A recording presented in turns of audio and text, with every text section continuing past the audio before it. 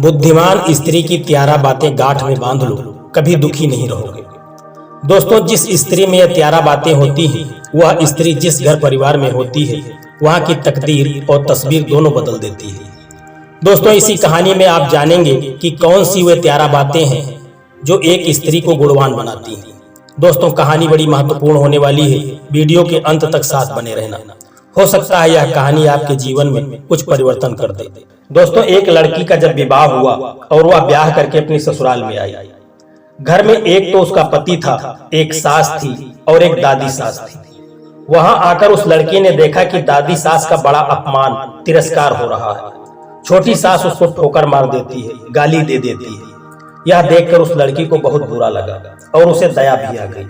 उसने विचार किया कि अगर मैं सास से कहूं कि आप अपनी सास का तिरस्कार मत करो, तो वह कहेगी कि कल की छोकरी आकर के हमको उपदेश देती है और मेरी गुरु बनती है। इसलिए उसने अपनी सास से कुछ नहीं कहा। उसने एक उपाय सोचा। वह रोज काम धंधा करके दादी सास के पास जाकर बैठ जाती और उसके पैर दबाती। जब वह वहां ज्यादा बैठने लगी तो यह बात सास को अच्छी नहीं लगी। एक दिन सास ने उससे पूछा कि बहू, वहां क्यों जाकर के बैठती हो? लड़की ने कहा कि बोलो, काम बताओ। सास ने कहा कि काम क्या बताएं, तू वहां क्यों जाकर के बैठती है? लड़की बोली कि मेरे पिताजी ने कहा था कि जवान लड़कों के साथ कभी बैठना ही नहीं, जवान लड़कियों के साथ भी कभी नहीं बैठना। जो घर में बड़े बूढ़े हों उनके पास बैठना, उनसे शिक्षा लेना। हमारे घर में सबसे बूढ़ी ये ही है और किसके पास बैठो? मेरे पिताजी ने कहा था कि वहां हमारे घर की रिवाज नहीं चलेगी, वहां तो तेरे ससुराल की रिवाज चलेगी।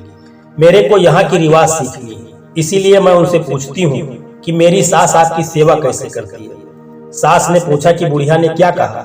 वह बोली कि दादी जी कहती हैं कि यह मेरे को ठोकर नहीं मारे, गाली नहीं दे, तो मैं सेवा ही मान लूं। सास बोली कि क्या तू भी ऐसा ही करेगी? वह बोली कि मैं ऐसा नहीं कहती हूँ, मेरे पिताजी ने कहा है कि बड़ों से ससुराल की रीति सीखना। सास डरने लग गई कि मैं अपनी सास के साथ जो बर्ताव करूंगी वही बर्ताव मेरे साथ होने लग जाएगा।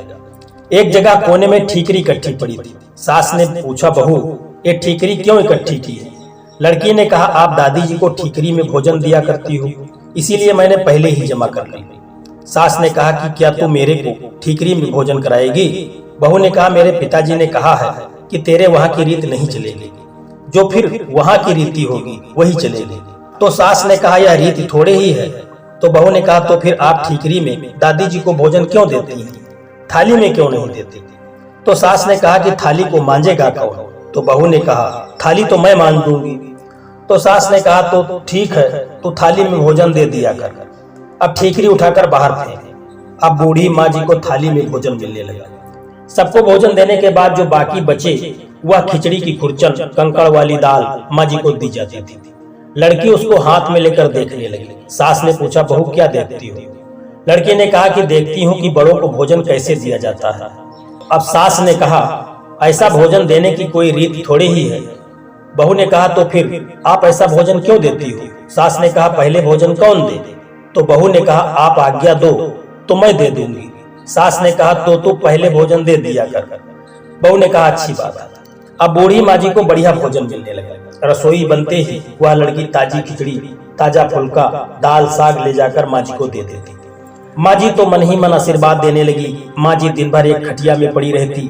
खटिया टूटी हुई थी, उनमें से बंदनवार की तरह मूंज नीचे लटक रही थी। लड़की उस खटिया को देख रही थी। तभी वहां सास आ गई और बोली, क्या देखती हो? लड़की ने कहा, देखती हूँ कि बड़ों को कैसी चारपाई दी जाती है, उनके लिए चारपाई की कौन सी व्यवस्था होती है। तो सास ने कहा, ऐसी खाट थोड़ी ही दी जाती है, या तो टूट जाने के कारण ऐसी हो गई है। तो बहू ने कहा, तो दूसरी क्यों नहीं बिछाती? तो सास ने कहा, तो बिछा दे दूसरी। अब बहू ने कहा कि यदि आप आज्ञा दें तो मैं दूसरी खाट बिछा दूं। सास ने कहा, अब माँ जी के लिए निवार की खाट लाकर बिछा दी गई। एक दिन कपड़े धोते समय जब वह लड़की माँ जी के कपड़े देखने लगी, कपड़े छलनी हो रखे थे। सास ने पूछा, क्या देखती हो? बहू ने कहा कि देखती हूँ कि बूढ़ों को कपड़ा कैसे दिया जाता है। तो सास ने कहा कि फिर वही बात, कपड़ा ऐसे थोड़े ही दिया जाता है, यह तो पुराना होने पर ऐसा हो जाता है। तो बहू ने कहा कि फिर वही कपड़ा रहने दे, क्या दूसरा भी तो देना चाहिए, तो इसको बदलती क्यों नहीं? तो सास ने कहा, तू बदल दे। अब बहू ने वही किया। अब लड़की ने माँ जी का कपड़ा, चादर, बिछौना आदि सब कुछ बदल दिया। उसकी चतुराई से बूढ़े माँ जी का जीवन सुधर गया। अगर वह लड़की को सास को कोरा उपदेश देती तो क्या वह उसकी बात मान लेती? बातों का असर नहीं पड़ता, आचरण का असर पड़ता है। इसीलिए लड़कियों को चाहिए कि ऐसी बुद्धिमानी से सेवा करें और सबको राजी रखें।